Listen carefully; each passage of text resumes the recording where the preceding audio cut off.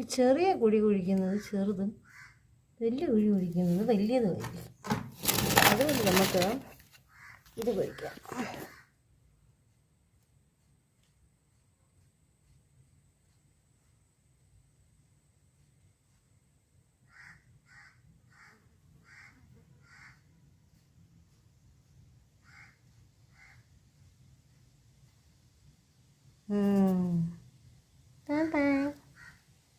പോയി അടുത്ത് കുണിയാനാ. എനിക്ക് പേടിയായി, ജീവനൊട്ടടേ. നിങ്ങൾ എന്ത് പേടി പറയുന്നത്?